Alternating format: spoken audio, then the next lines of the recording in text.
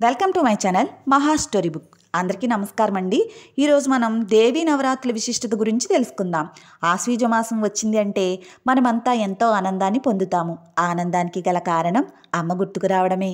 అమ్మ అంటే మరెవరో కాదు, ఆ జగన్మాత, ముగురమ్మల మూలపుటలమ్మ, నవదుర్గా స్వరూపిణి శ్రీ రాజరాజేశ్వరీ దేవి. ఎందరో మహాయోగులు నిరూపించినట్లు ఈ సృష్టిలో ఉన్న చరాచర వస్తువులన్నింటిలో మానవాతీతమైన, అనర్వచనీయమైన, అవ్యక్తమైన, చైతన్యవంతమైన, ఏదో తెలియని ఒక మహా అద్భుత శక్తి ఒకటి దాగి ఉంది.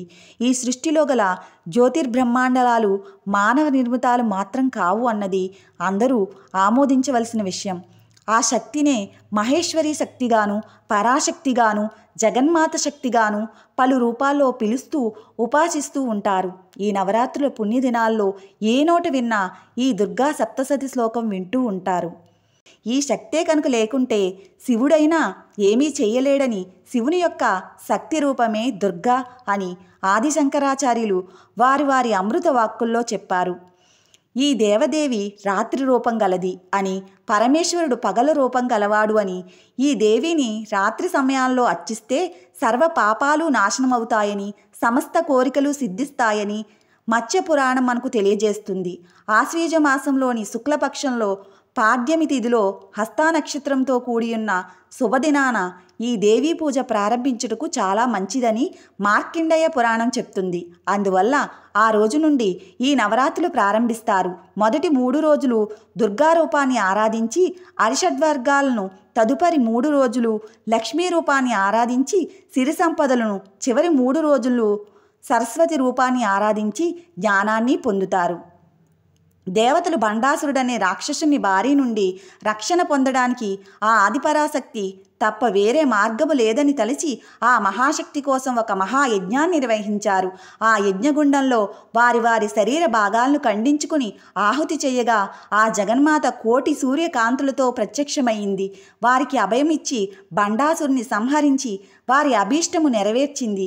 ఆ దేవి పాడ్యం నుండి నవం వరకు ఒక్కో రోజు ఒక్కొక్క రాక్షసుని వధించసాగింది. ఆ ఆదిశక్తి నుండి ప్రకటితమైన వివిధ శక్తులు నవదుర్గలుగా శైలపుత్రి, బ్రహ్మచారిణి, చంద్రగంట, కూష్మాండ, స్కందమాత, కాత్యాయిని, కాళరాత్రి, మహాగౌరి, సిద్ధిదాత్రి అను రూపాలతో ఆ దేవీ పూజలు అందుకోసాగింది. మొదటి ఈ దేవదేవి శ్రీకృష్ణ పరమాత్మచే గోకుల బృందావనంలో పూజలు అందుకుంది. బ్రహ్మదేవుడు, మధుకైటబులనే రాక్షసుల నుండి రక్షణకై ఈమెను స్తుతించి విముక్తి పొందారు. పరమేశ్వరుడు త్రిపురాసుడు సంహారం సమయమునందు ఈ జగన్మాతను ఆరాధించి విజయం పొందినాడు.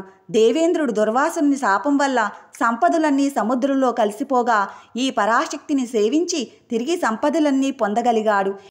ఇలా మహామునులు, దేవతలు, సిద్ధులు, మనువు వల్ల ఏర్పడిన ఈ మానవులు ఆ మహాశక్తిని ఎంతగానో ఆరాధించి ఆమె కటాక్షం పొందుతున్నారు. ఈ నవరాత్రి ఉత్సవముల్లో దేవీ నవాంశల పూజలు నిర్వహిస్తూ ఉంటారు.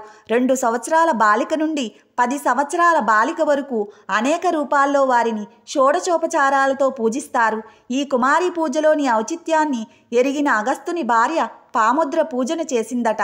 ఈ దేవి యొక్క 18 శక్తిపీఠాలు దేశమంతటా ఉన్నాయి. ఇందు దసరా ఉత్సవాలు అత్యంత వైభవంగా నిర్వహిస్తూ ఉంటారు. ఇక దేవి ఉపాసకులైతే ఈ నవరాత్రులు అంటే ఎంతో ప్రీతికరమైనవిగా భావిస్తారు.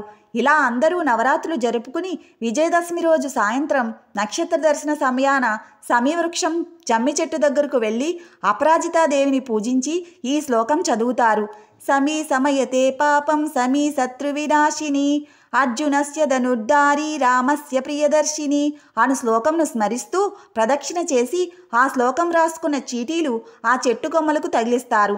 ఇలా చేయడం వల్ల అమ్మవారి కృపతో పాటుగా శనిదోష నివారణ కూడా పొందుతారని ప్రతీతి. ఇలా మానవులను మానవులుగా తీర్చిదిద్ది, మా అనగా మాయ, నా అంటే లేకుండా, వా అంటే వర్తింపచేసే తల్లిగా లాలించి, తండ్రిగా పోషించి, గురువుగా ప్రపంచ విలువను చాటి చెప్పే శక్తి ఆ జగన్మాతే కదా. అసాధ్యాలను సుసాధ్యాలుగా చేయాలన్నా, మనకు ఏర్పడిన సర్వ దుఃఖాల నుండి విముక్తి పొందాలన్నా దారిద్ర్యం తొలగి ఆయురారోగ్యాలతో ఇహలోక పరలోక సుఖాలను పొందుటకై ఈ దేవీ నవరాత్రుల యందు ఆ దేవదేవికి పూజలతో పాటు ఖడ్గమాలా స్తోత్రం, శ్రీ లలితా సహస్రనామ పారాయణం నిత్యము గావించి ఆ జగన్మాత కృపా కటాక్ష వీక్షలకు మనమంతా పొందుదాము. ఇదండి నాకు తెలిసింది విజయదశమి గురించి, నాకు తెలిసిన విశిష్టత. మీకు తెలిసింది ఏదైనా ఉంటే కామెంట్లో పెట్టండి. ఇక ఉంటానండి.